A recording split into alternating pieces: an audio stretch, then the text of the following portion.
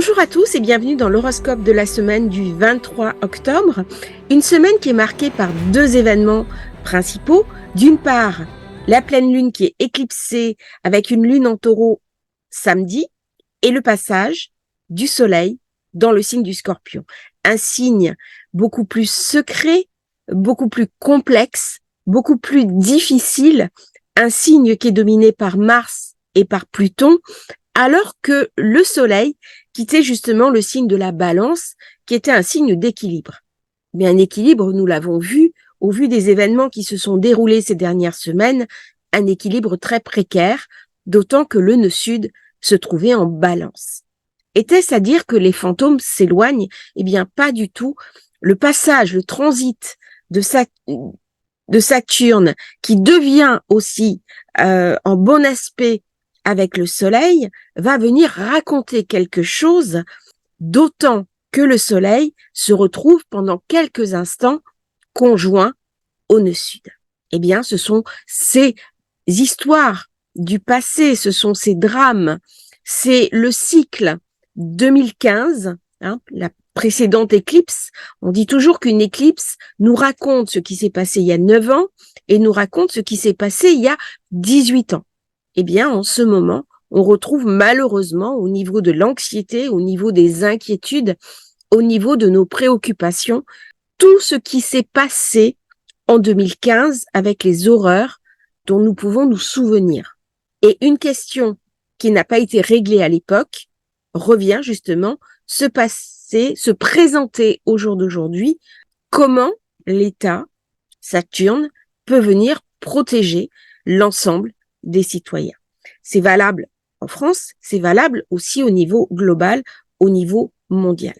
Donc le transit du soleil en Scorpion va ramener une lumière qui va venir éclairer les problèmes. Parce que pour résoudre un problème, encore faut-il que j'en ai conscience, encore faut-il que j'ai les éléments pour le résoudre, et encore faut-il que je me donne les moyens de mes actions. Et là, ça passe notamment par des services de renseignement, par des choses secrètes, par des interactions de pays à pays dont je n'ai pas forcément conscience et qui est de l'ordre du Scorpion. C'est-à-dire le Scorpion, c'est le secret. Mais c'est un secret qui est différent de la maison 12. C'est un secret beaucoup plus, comment dirais-je, de l'ordre de l'échange. La maison 12, ça va jouer sur les secrets de famille ou sur certains secrets politiques. Quand j'ai des services secrets qui travaillent avec une certaine régularité entre eux, je suis beaucoup plus sur des secrets de l'ordre du Scorpion. Lorsque malheureusement il y a des entités terroristes qui planifient des attaques, il y a une forme malheureusement de régularité, il y a une forme d'institutionnalisation du secret. À ce moment-là, c'est le registre de la maison 8. Et lorsque tout est montré, lorsque tout est ramené à la surface, eh bien, je peux, à ce moment-là, faire intervenir, je peux le combattre et je peux le mettre à jour. Donc, l'arrivée du soleil en Scorpion, dans une période qui est quand même assez tendue, qui est chargée, n'est pas quelque chose de négatif. C'est au contraire, j'ouvre les placards, je vais nettoyer les écuries d'Augias et je vais me confronter à une réalité qui, même si elle n'est pas belle, fait aussi partie du monde dans lequel je suis invitée à m'impliquer. Pourquoi cette configuration? À cause des éclipses. Ça ramène beaucoup d'énergie. Ça ramène quelque part ce qui de mon passé n'a pas été réglé. Et à la fin de cette semaine, je vous invite vraiment à faire individuellement le point sur ce que vous avez vécu en 2014, 2015 et même avant 2004, 2005 et voir comment vous allez pouvoir passer le cap. Qu'est-ce qui là vous est raconté à titre individuel? Parce que c'est important de le faire en collectif, mais c'est important aussi de savoir que ça vient me raconter dans mon propre thème de naissance, dans ma propre histoire personnelle. Donc lundi, le soleil entre en Scorpion, c'est une période qui va être en demi-teinte. La lune, elle est carrée à Jupiter et elle est carrée à Uranus, alors même qu'elle est en Verseau. Ça va amener beaucoup d'anxiété, beaucoup d'inquiétude, beaucoup d'incompréhension aussi. Nous savons qu'il y a des choses à changer. Nous avons aussi peur pour nos libertés. Parce que là, Uranus va venir me raconter aussi que si je demande plus de sécurité, c'est aussi mes libertés à titre individuel, mes libertés collectives qui peuvent être en partie confisquées. Est-ce que je suis prêt à payer le prix? C'est ça, ce carré avec Uranus, qui va être renforcé de toute façon à la pleine lune quand j'aurai ce fameux carré Lune-Pluton. Mais nous allons y revenir un petit peu après. Mardi, eh bien, la lune, bien sûr, elle est en Verseau. On revient à quelque chose d'un peu plus équilibré. J'ai la lune qui est conjointe à Uranus, à Saturne. Et là, on va parler de structure. On va parler de capacité à regarder ce qui est important pour soi, à bâtir dessus. C'est une journée idéale pour échanger, pour communiquer, pour parler d'immobilier, pour parler de décoration intérieure. C'est une année de respiration, d'autant que le soleil est trigone à la lune. Donc ça va être une belle journée. La lune est trigone à Mercure. Tout cela fait penser à une journée où il y a des échanges, où il y a des événements qui se posent. C'est une journée plutôt paisible, alors même que le ciel de naissance, alors même que les configurations planétaires sont très complexes. Quand vous avez des périodes de tension, vous avez un événement déclencheur. C'est l'explosion. Derrière cet événement déclencheur, ça va créer une grosse anxiété, une grosse incertitude, des mouvements de part et d'autre, des renforcements de camp et une période de deuil. Et derrière, il y a une réaction. Mais dans tous ces passages, aussi bien le deuil, aussi bien le renforcement des alliances, aussi bien la riposte, il y a des moments où ça va souffler, où ça va respirer, où on va pouvoir retrouver un semblant de calme durant ces journées. Profitez de ces jours-là pour être bien, se faire du bon, faire peut-être du shopping, aller boire un café, faire un bon petit repas avec ses proches. Mardi, c'est une journée importante. Prenez ce qu'elle peut vous apporter. Dans la nuit de mardi à mercredi, la lune va passer en Poisson. Alors la lune en Poisson, c'est une position qui est favorable. La lune, elle est inspirée en Poisson, elle est méditative, elle est à l'écoute de ses émotions. On est en signe d'eau. La lune aime beaucoup le signe du Poisson. C'est une lune introspectée, c'est une lune reliée au sacré.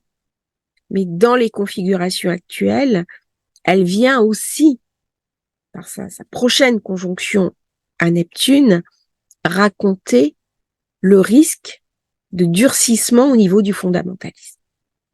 Et donc, il y a quelque chose qui va se passer, je pense, entre mercredi et jeudi, plutôt jeudi, d'une menace qui revient un petit peu. Alors, c'est pas le genre de menace comme celle que nous avons connue avec Mars au nœud sud, mais il y a quelque chose qui vient raconter par ce passage de la Lune en Poisson, qui est beaucoup moins calme, qui est beaucoup moins tranquille que ce que nous pourrions penser.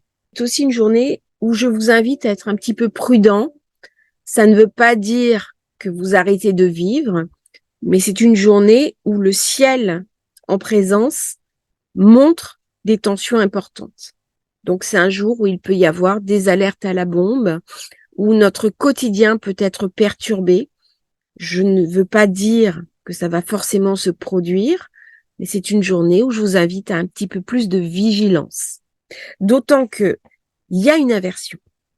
Alors, l'inversion, c'est Pluton qui a été découvert en Cancer. Et dans Pluton, il y a une capacité à inverser les valeurs.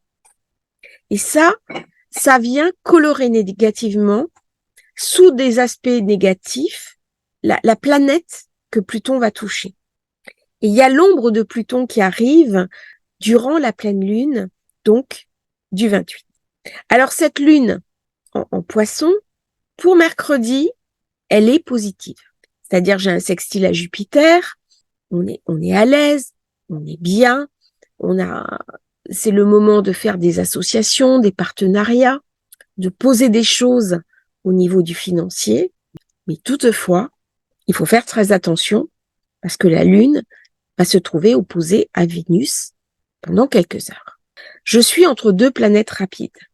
Ça veut dire que ce qui m'est raconté de l'ordre de la confiance par ce sextile Lune-Jupiter et ce sextile Lune-Uranus, il y a quelque chose de mensonger, il y a quelque chose de faux. C'est-à-dire que mercredi, je peux m'illusionner, je peux être trompée, on peut me mentir. La partie en face de moi peut me sembler positive, peut me sembler bienveillante, et en fait, c'est un mensonge. Et ça sera dévoilé dans les jours qui viennent. C'est-à-dire que là, on est dans des tromperies, dans des duplicités, dans quelque chose que je ne peux pas dévoiler. C'est-à-dire la Lune, elle ne peut pas lutter contre Neptune qui est dans son signe. Et là, il y a quelque chose d'un mensonge. Quand elle est sur Saturne, tout va bien. Saturne déteste le mensonge. Mais quand elle va arriver jeudi 26 en conjonction à Neptune, il va y avoir à ce moment-là quelque chose que je ne peux plus contrôler. Là, je suis face à un destin. Et je pense qu'il va y avoir des manifestations, des tensions, beaucoup d'instabilité et quelque chose qui s'était apaisé, qui était rentré dans sa coquille, qui va d'un coup sortir.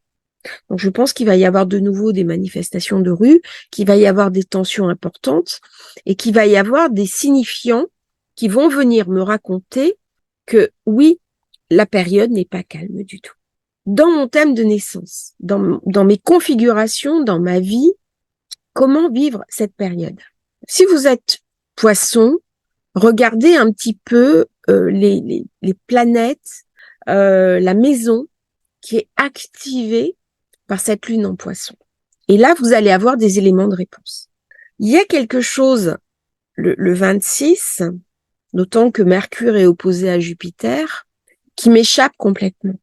C'est-à-dire qu'à des moments, il se passe des événements qui sont extérieurs à moi, qui sont même pas au niveau de mon pays, qui sont des événements globaux, qui viennent me raconter aussi la force du destin.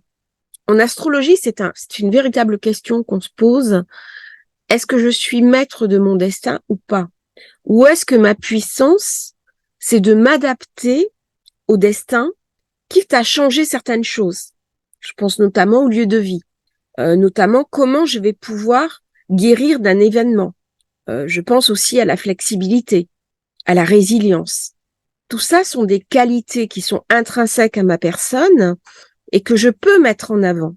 Mais la question qui est posée, comment je vais pouvoir le mettre en avant? Donc, il y a une part destin et une part adaptation au destin. C'est ce qui m'est raconté le 26. C'est une journée importante pour faire le point. Dans toute la période du Scorpion, on est sur un Mars qui vient renvoyer à Pluton et qui vient me raconter dans mon intériorité, qui vient me raconter aussi les blessures de mon passé. Et c'est un moment idéal pour basculer dans autre chose, pour accepter de fermer un livre, en ouvrir un autre. On est en période de pourrissement. Les feuilles tombent des arbres. Je suis pas en période au printemps où tout va refleurir. Au contraire, je suis dans un mouvement céleste qui m'invite à m'intérioriser. Et le 26, je commence à voir cet affrontement des deux blocs et des forces en présence. Et la question qui m'est posée, c'est à quelle force je peux me relier? Avec quelle force je suis en harmonie? Et si je n'ai aucune force avec laquelle me relier, comment me situer moi-même sur un autre point? Comment changer ma compréhension de ce monde qui devient terrifiant, de ce monde très instable, et dans ce monde où je suis invitée quand même à garder la lumière? Parce que le soleil en Scorpion, il vient pas raconter les ténèbres. Il vient me raconter comment dans cette période de grande instabilité, de grande peur, je peux conserver ma lumière. Parce que si ma lumière disparaît, il n'y a plus d'espérance. Et ça, le Scorpion, je l'ai déjà dit, connaît l'espérance. Il sait faire. Le 27, la Lune rentre en Bélier. Elle va rejoindre Chiron. Elle vient raconter une forme de blessure, une forme de souffrance. Elle ramène de l'action. On a envie d'agir.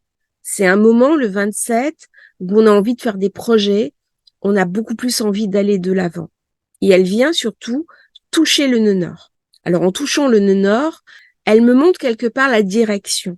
Et cette journée va être importante parce qu'elle va raconter quelque chose qui vient me dire où la lumière peut se faire, dans quelle direction je dois aller. Il n'y a rien de pire que d'être perdu ou d'être coincé dans le passé. Si j'ai une direction vers l'avenir, si j'ai quelque chose de positif qui vient, c'est aussi du côté nœud nord.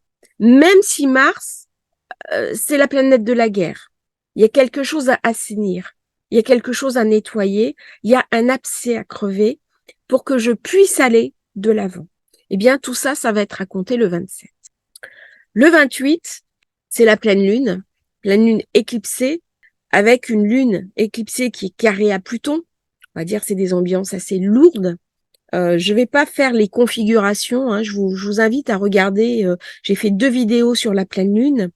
Mars qui est opposé à Jupiter, Mercure conjoint à Mars, et le Soleil, bien sûr, qui est opposé à la Lune.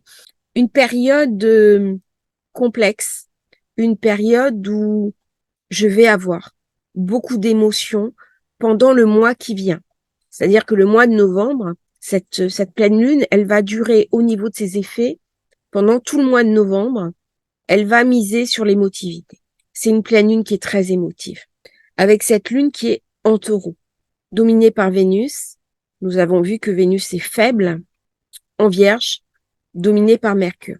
Mercure, c'est celui qui tient les forces en présence. Est-ce qu'il va y parvenir? Est-ce qu'on va quand même avoir un équilibre? Eh bien, ça, c'est une grande question. Le 29, eh bien, on est dans l'activation de cette pleine lune. Et puis, il va y avoir le 29 beaucoup d'aspects dissonants, des émotions très fortes, de l'irritabilité. C'est une journée pour se mettre plutôt en suspens. C'est une journée pour se mettre en protection. Il y a quelque chose de ce Mercure qui renvoie aussi au passé. C'est une journée pour se protéger. C'est une journée qui ne m'invite pas à sortir. Alors même que le taureau est un signe positif. C'est un signe qui aime manger. C'est un signe qui aime passer du bon temps. C'est un signe qui aime aussi profiter de la vie. Alors bien sûr, il y a un côté plus sombre dans le taureau, c'est une évidence. Mais justement, le 29, nous allons peut-être toucher du doigt des aspects du taureau qui sont beaucoup plus difficiles que ce côté débonnaire que nous connaissons normalement du taureau. Donc c'est une journée plutôt pour rester chez soi, en famille, se cocooner, profiter de ses enfants, de son conjoint, de son partenaire. C'est une journée cocooning parce que l'extérieur m'apparaît comme incertain. Et donc, j'ai besoin de me protéger et je vais me protéger dans mon intériorité. Je vous remercie d'avoir suivi cette vidéo. J'espère qu'elle vous aura intéressé. N'hésitez pas à liker, à vous abonner à la chaîne et à bientôt pour un nouveau partage sur Astrologie Facile.